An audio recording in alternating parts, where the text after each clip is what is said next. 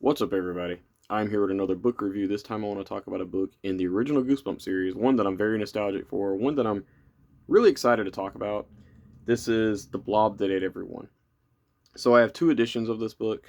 This one here is the 2015 remake, or not remake, reprint.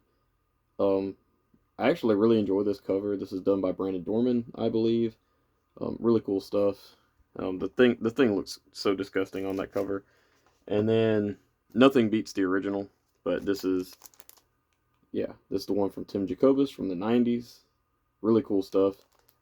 I want to point out really quick too that one of the things I love about this cover is most Goosebumps covers are dark and scary and nighttime and all this. This is like broad daylight, and you got these little houses and a nice blue sky and this big pink blob monster eating bicycles and mailboxes. Really cool stuff. So, yeah. I do want to talk a little bit about nostalgia for this book because I do have a ton of nostalgia for the Blob That Ate Everyone. It was actually one of my favorites. I don't know if it's necessarily one of my favorites now. It is a good book.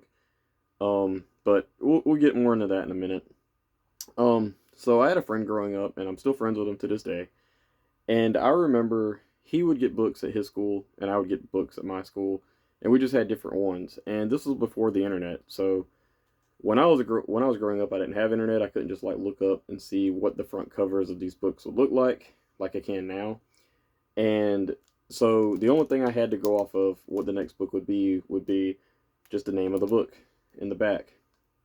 And I remember seeing this one or something, and he said they had this one at a school, and he said that it's just a tongue eating a town, and that's literally it. There's no blob connected to that, and I was just like, oh, okay. My brain just kind of done, you know, it just made its own picture or whatever.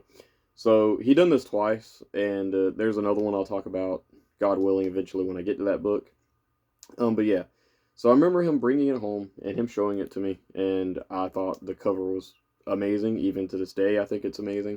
One of my favorites. And yeah, one thing funny I want to shout out to is I actually messaged him and asked him did he remember doing something. So this book is about this kid that writes stories that come to life, basically. And he ended up writing his own little story, and I think they had the same character names and everything in the book.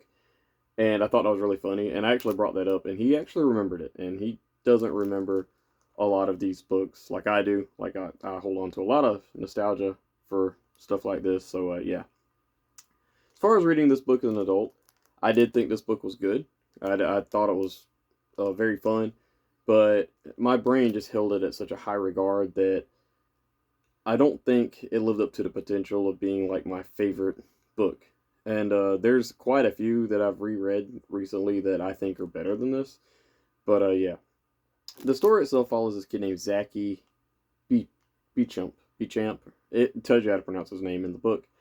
He wants to become a horror writer, and yeah, he's working on a short story called The Blob. So the story starts off, or it's called like the Blob Adventure and Adventures of Blob, or something like that.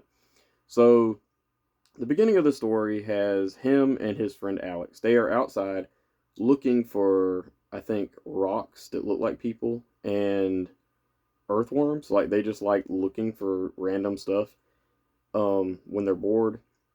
So this monster ends up popping up and eating one of the kids, and turns out this is just the beginning of his story that he's writing. And his friend Alex says, "Oh, that's really cool." She says that that's very scary, very terrifying. His other friend, he's more like a frenemy, his name's Adam, says that the story was not that scary and nothing scares him and different things like that. And Adam teases Zach. He ends up putting like rats in his locker. I think it's rats. Puts rats in his locker and tries to scare him and all this fun stuff. So the kids are on their way home. Adam or Zachy and Alex are on their way home. I think that's where they're going anyway. And they run into this burned down antique shop. So they sneak inside, and they see Zachy sees this typewriter. He reaches up to grab it, and he gets electrocuted. Falls down, and wakes up, and he ends up picking up the typewriter again, and then they hear footsteps, so he sets the typewriter down and they hide. This lady pops up, and she introduces herself. I think her name is like Miss Carter, and she says that he asks what are y'all doing here, and he says that he seen this typewriter, and he really wants it or whatever. So she ends up giving it to him. Also, before this happens, the place is like burned down by a lightning storm. I guess I should mention that before I mentioned that he got electrocuted. So yeah, but the antique shop was burned down by a lightning storm. He gets this typewriter. He goes home and he starts writing his scary story. So he immediately writes that the weather starts pouring down rain. It knocks the power out, and yeah, that all happens. And he doesn't put two and two together yet. Um, he writes that they're all alone in the house, and all of a sudden his dad disappears. His dad's car's still outside, and I think his friend Alex is the one that points out, like, "Hey, everything you're writing is coming true." And he's like, "No, it's just a coincidence." So he ends up writing that there's somebody at the door, and they walk outside, and sure enough, or they hear a knock at the door. They hear a knock, but nobody's there because he didn't write that anybody was there. Then he writes that Adam is at the door, and he is. He doesn't remember how he got there or what he came over for, and yeah. So he tells Adam this, and Adam is just, of course, going to make fun of him. So he types in on his computer when they're not looking that there is a um, monster in the basement waiting on fresh meat. They go downstairs, they run into their dad, and he says that he went to the neighbor's house to go check on their mom.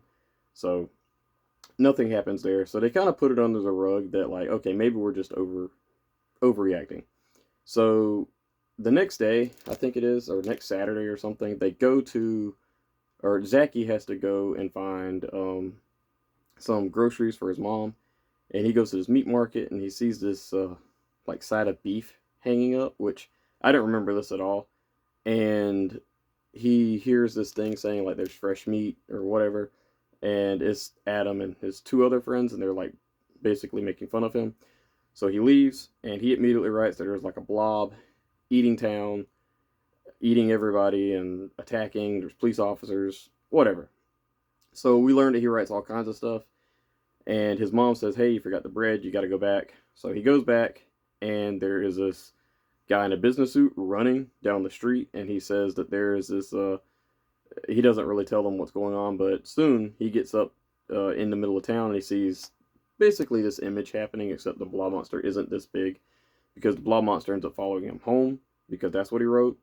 And he also wrote that he falls off his bike, falls off, gets up, and yeah, this ties into the climax, so I'm not going to really reveal much more. But yeah, the Blob That Ate Everyone was very fun. Um, this actually takes place in spring, and it's March 1st now, I think. And yeah, so this was a perfect book to read. This is one that I didn't really decide what to read. I didn't do a TBR for January or February because I just kind of tried like a mood reading kind of thing. Like, okay, I'll read this, I'll read that. And I've been on a Goosebumps kick. I've actually read like 4 original books in a row. So that was really fun. Yeah. But the Blob That Ate Everyone, I thought that the writing during the whole storm with the candles and all that was really fun. His dad disappearing was pretty scary, but like after reading Be Careful What You Wish For, it doesn't hold up. Now I'm gonna hold people disappearing in these books at such a high regard because of that book, and because it was done so good or so well, you know. But yeah, the Blob That Ate Everyone, I did like it. I thought it was really great. I don't think it was as perfect as my mind made it out to be. And not saying that it's a bad book or even anything really was flawed with it. I do want to point out that the ending is not for everyone. I personally love the ending of this book, the twist ending, and I thought it was great. There is a twist dealing with how the typewriter gets his powers, I would say, and I thought that was pretty fun. I always thought that scene was really good. But yeah, the final twist of this book is really what made me love this book so much, and it's goofy, it's silly, it's Goosebumps. But yeah, it's one of my favorites. So yeah, I'd probably give the Blob They Date Everyone like a 4 out of 5 stars. I thought it was really good. I thought that it was a very fun book. It had great atmosphere during the storm and the writing and all that. The Blob actually plays like second fiddle to the typewriter. The typewriter is actually like the villain, I guess, of the story. And yeah, and if you read it, that's not necessarily the case either. But yeah, the Blob They Date Everyone, I give it a 4 out of 5 stars. Please let me know in the comments below. Is this one of your favorites? One of your least favorites? And yeah, I think that's it for me, guys. Thank you. Bye bye.